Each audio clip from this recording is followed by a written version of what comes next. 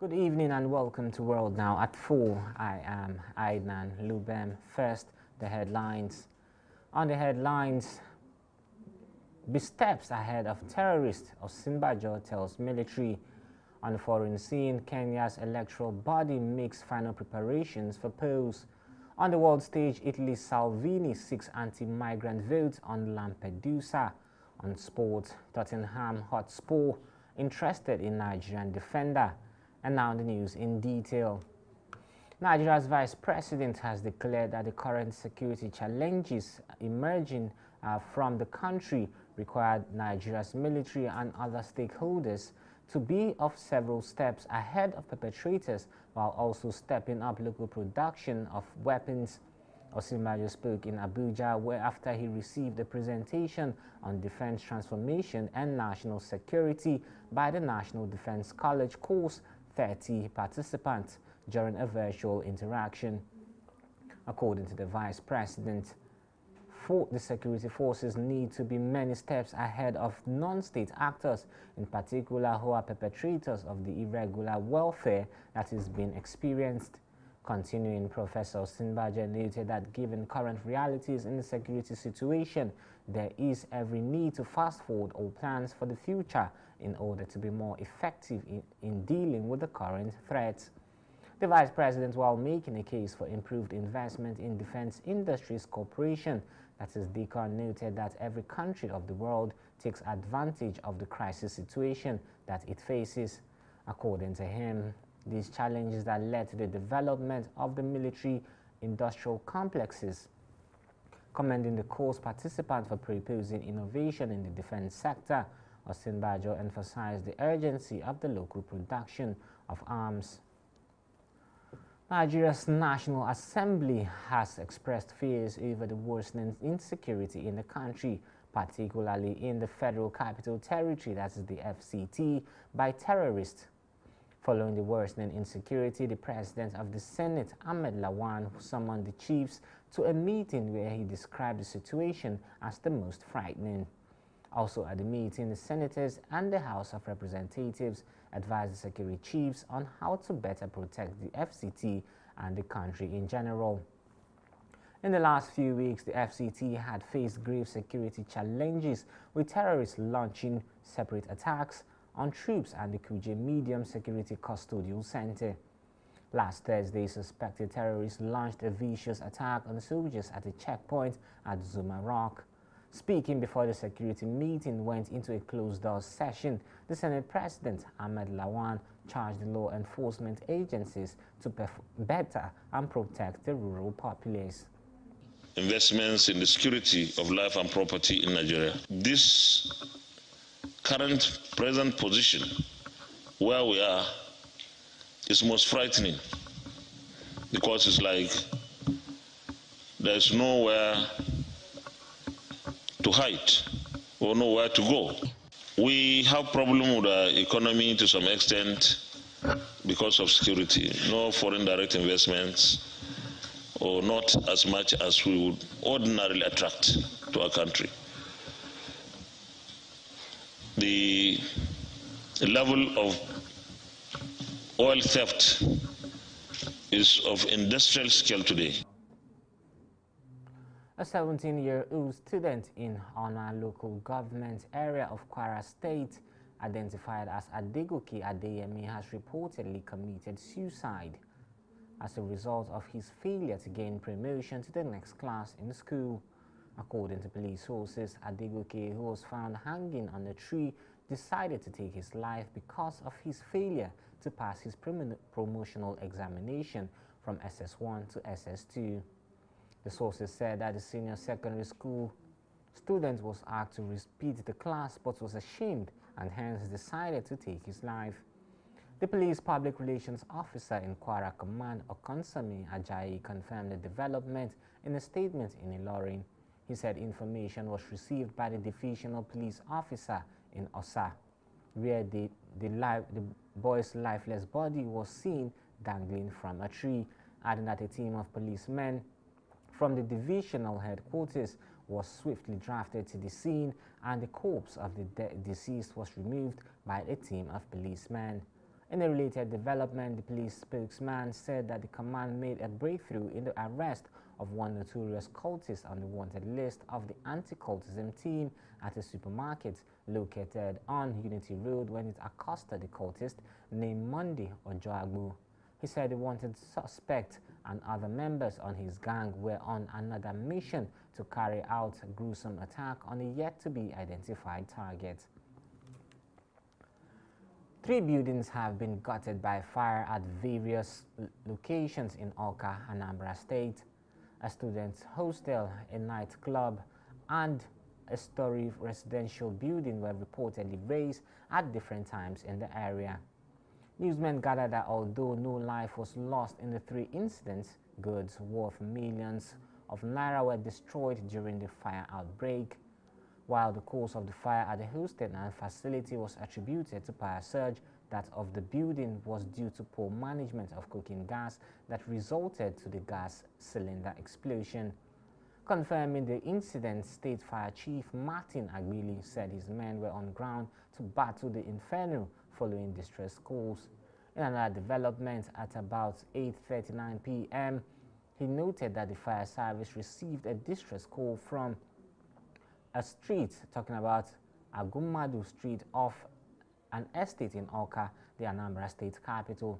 Agbili disclosed that a story building with 3 bedrooms flat was affected by the fire, adding that poor management of cooking gas caused the explosion.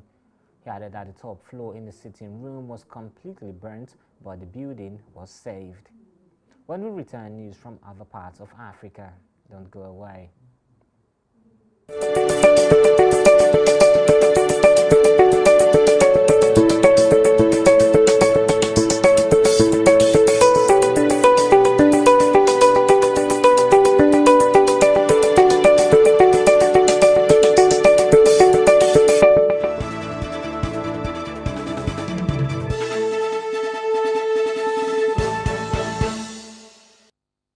Welcome back and thank you for staying with us. Now to the African scene.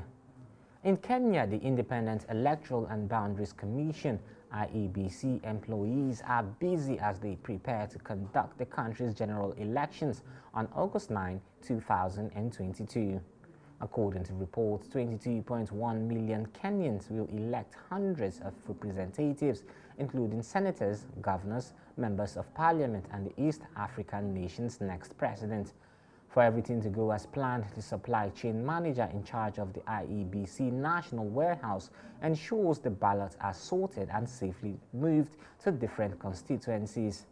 Electoral Officer Khadijat Ramadani revealed that due to some factors like security, the Commission cannot take the risk of transporting the materials by road. Instead, they will be transported by air.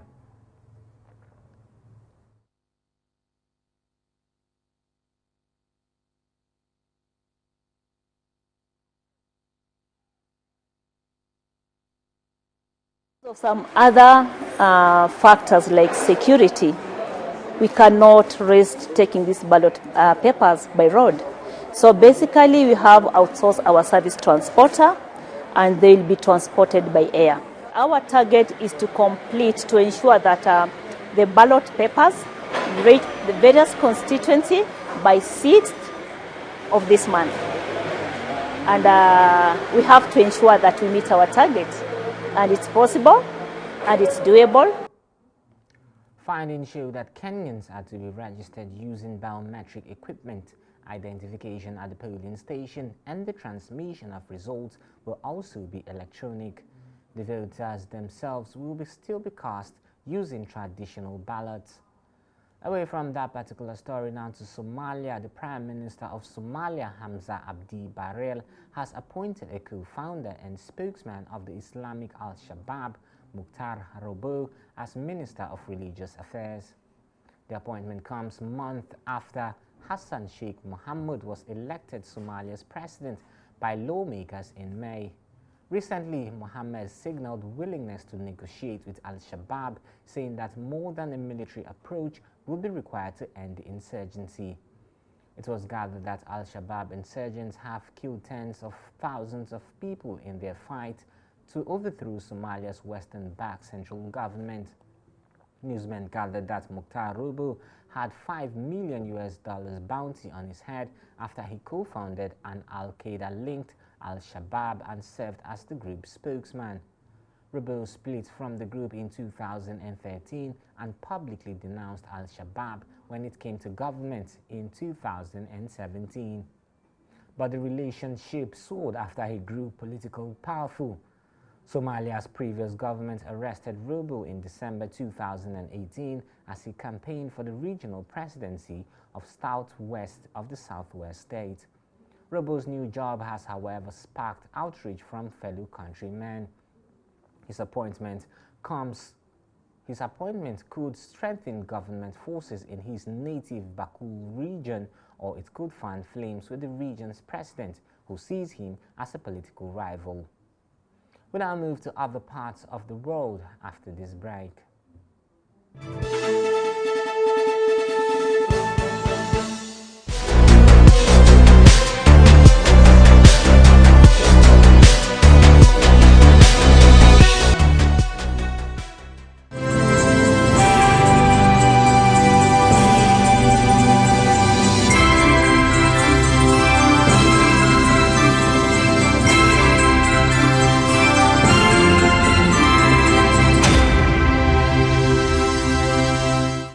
Welcome back and thank you for staying with us. Now to news from other parts of the world.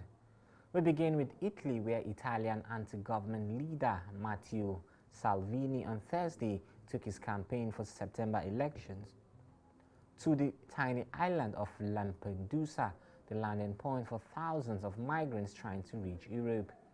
Dozens of overcrowded boats had arrived in and around Lampedusa in recent days from North Africa, some landing directly and others requiring rescue by the local Coast Guard. As often in the summer of months when the sea is calmer, the islands facilitate and are overwhelmed with more than 1,500 people said to be in a reception center designed for 350. Salvini, who leads Italy's League Party, has made stopping the arrivals the cornerstone of his platform ahead of general elections of September 25, where he is expected to gain power as part of a right-wing alliance. We now move to business news after this break.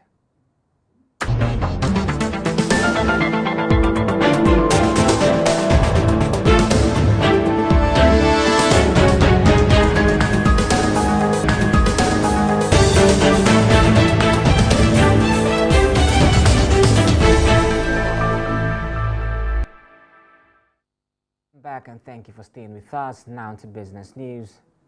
Budget deficit has risen to at least 30.58 trillion naira in the last 7 years. This is according to data from the Budget Implementation Report for the third and fourth quarters of 2015, the 4 quarters of 2016 to 2020, also the first 3 quarters of 2021 and the first 4 months of 2022. According to reliable sources, a budget deficit occurs when expenses exceed revenue. An analysis of the report on the Budget Office of Nigeria's website revealed that Buhari's administration had spent at least 54.98 trillion naira on budget implementation, only financed the spending with 24.39 trillion naira, leaving a deficit of 30.58 trillion naira. A breakdown of some of the expenses revealed that the present administration had spent at least 23.66 trillion naira on personnel costs, pensions, overhead costs, presidential amnesty program, other service-wide votes, and special interventions.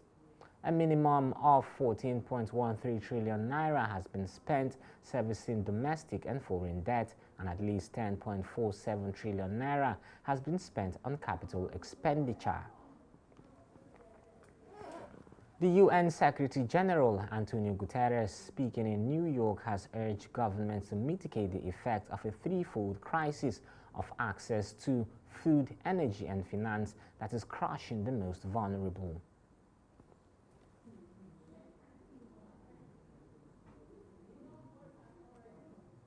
According to reports, the war in Ukraine continues to have a devastating impact on the people of that country, but the war is also having a huge and multidimensional impact far beyond Ukraine through a threefold crisis of access to food, energy, and finance. Up next is sports news after this break.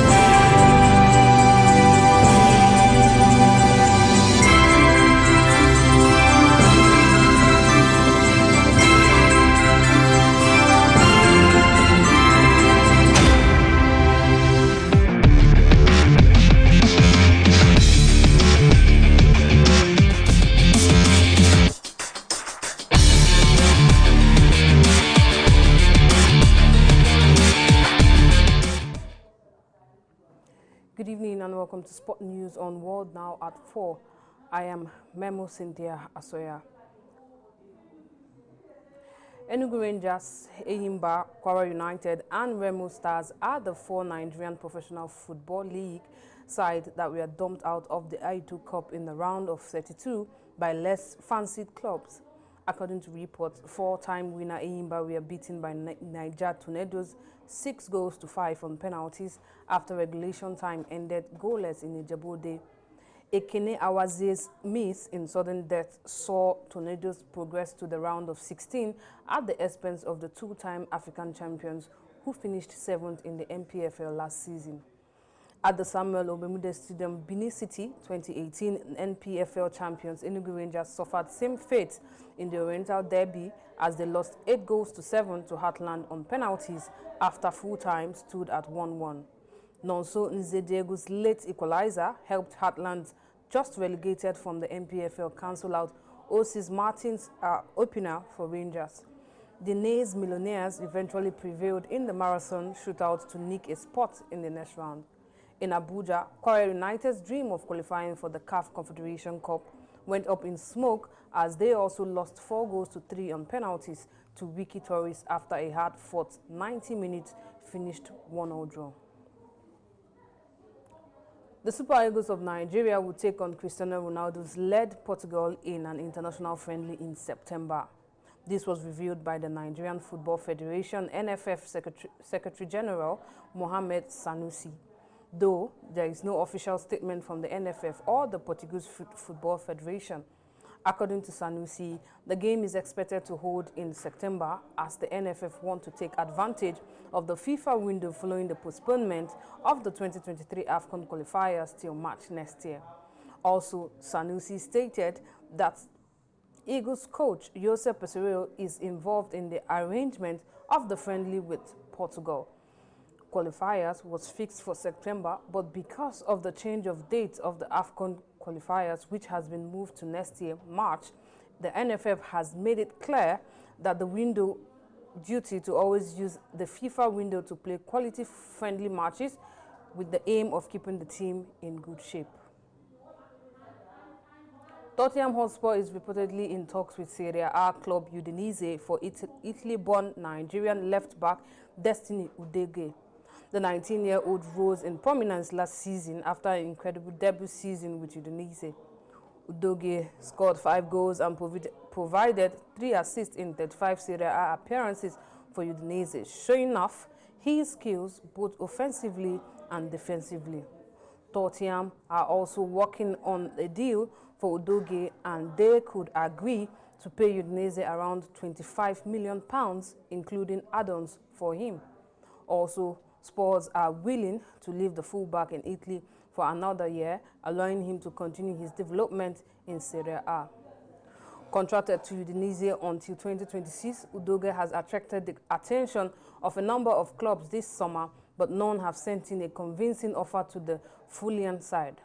Tottenham coach Antonio Conte is known for his impressive ability to develop wing-backs, so Udogie will almost certainly be keen on the move.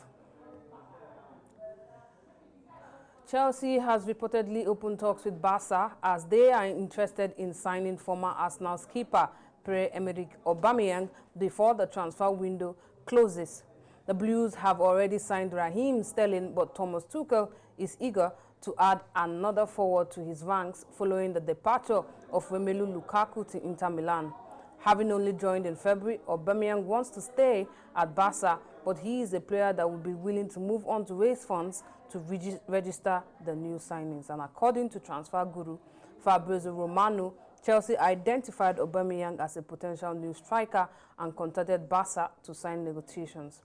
New Chelsea's owner Todd Boehly held talks with Barca's chief earlier this summer over potential transfers. And that's sport news on World Now at 4. Back to Enian Luban for the rest of the news. I am Memo Cynthia Asoya.